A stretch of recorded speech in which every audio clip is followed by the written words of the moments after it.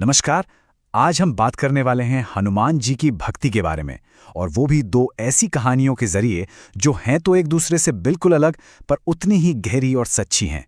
तो सवाल ये उठता है कि आखिर सच्ची भक्ति है क्या? क्या इसका कोई एक ही रूप है, या फिर इसे महसूस करने और जताने के कई अलग अलग तरीके हो सकते हैं? तो चलिए इसी सवाल का जवाब ढूंढते हैं दो बहुत ही अनोखी कहानियों में। एक कहानी है आस्था की कड़ी परीक्षा की, तो दूसरी है एकदम भोले भाले मासूम प्रेम की।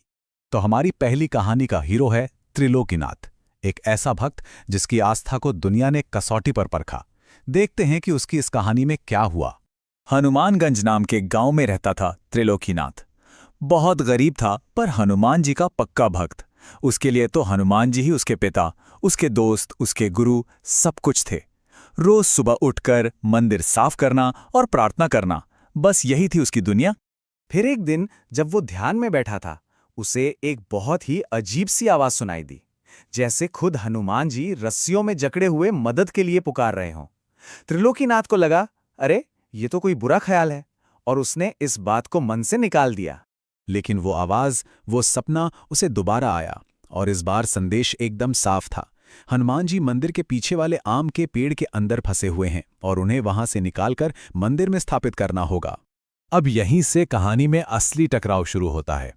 एक तरफ था त्रिलोकीनाथ का अटूट विश्वास, उसे यकीन था कि उसे प्रभु ने बुलाया है, और दूसरी तरफ था पूरे गांव का शक, खासकर गांव के मुखिया का, जो उसे पागल और बहकावा समझ रहे थे। जब पंचायत में उसका मजाक उड़ाया गया तो त्रिलोकीनाथ ने ठान लिया। उसने सोचा, कोई माने या ना माने, कोई साथ दे या ना दे, मैं तो अपने प्रभु की मदद करूंगा, चाहे कुछ भी हो जाए। और बस वो कुल्हाड़ी उठाकर सीधा पहुंच गया उस आम के पेड़ के पास। जैसे ही उसने पहला वार किया, एक गांव वाले की नजर पड़ गई और देखते ही देखते हंगामा खड़ा हो गया। मुखिया और बाकी सब लोग उस पर चिल्लाने लगे, उसे मूर्ख और पागल कहने लगे। पर जैसे ही पेड़ का तना कट कर गिरा, वहां मौजूद हर इंसान की आंखें फटी की फटी रह गईं। उस कटे हुए तने के ठीक बीच से हनुमान जी की एक बेहद खूबसूरत मूर्ति निकली। ये थी आस्था की जीत। सारे गांव वालों ने त्रिलोकीनाथ से माफी मांगी, उस मूर्ति को धूमधाम से मंदिर में स्थापित किया गया, और कहते हैं कि उस दिन के बाद से पूरे गांव में सुख शांति छा गई। तो ये तो थी एक कहानी जहां भक्ति की परीक्षा हुई। अब चलते हैं हमारी दूसरी कहानी की तरफ, जो भक्ति के एक बिल्कुल अलग, एकदम मासूम से रूप को दिखाती है। ये कहानी शुरू होती है द्वारिका में, जब रानी रुक्मिणी भगवान कृष्ण से एक सवाल पूछती हैं कि ये जो शादीशुदा औरतें सिंदूर लगाती हैं, इसका असली मतलब क्या है? कृष्ण मुस्कुराते हैं और कहते हैं कि इस सवाल का सबसे अच्छा जवाब तो सिर्फ हनुमान ही दे सकते हैं। तो होता यूं है कि एक दिन हनुमान जी माता सीता को सिंदूर लगाते हुए देखते हैं। वो बड़े कौतूहल से पूछते हैं कि वो ऐसा क्यों कर रही हैं। तो सीता जी बताती हैं कि इससे प्रभु श्री राम खुश होते हैं और उनकी उम्र भी लंबी होती है। अब हनुमान जी का मन तो ठहरा एकदम सरल और भोला। उन्होंने अपना ही एक सीधा सा हिसाब लगा लिया कि भाई, अगर एक चुटकी सिंदूर से प्रभु खुश होते हैं और उनकी उम्र बढ़ती है, तो अगर मैं अपने पूरे शरीर पर ही सिंदूर लगा लूं, तब तो प्रभु बहुत बहुत ज्यादा खुश होंगे और अमर हो जाएंगे। और बस यही सोचकर वो पहुंच गए श्री राम की सभा में, सर से पांव तक सिंदूर में रंगे हुए। उन्हें इस रूप में देखकर वहां बैठे सारे सभासद जोर जोर से हंसने लगे। श्रीराम ने जब हैरानी से इसकी वजह पूछी, तो हनुमान जी ने बड़ी मासूमियत से कहा, प्रभु, अगर एक चुटकी सिंदूर से आपकी उम्र बढ़ सकती है, तो मैंने सोचा कि मैं अपने पूरे शरीर पर ही सिंदूर लगा लूं, ताकि आप हमेशा हमेशा के लिए अमर हो जाएं। श्रीराम ये जवाब सुनकर बस देखते रह गए।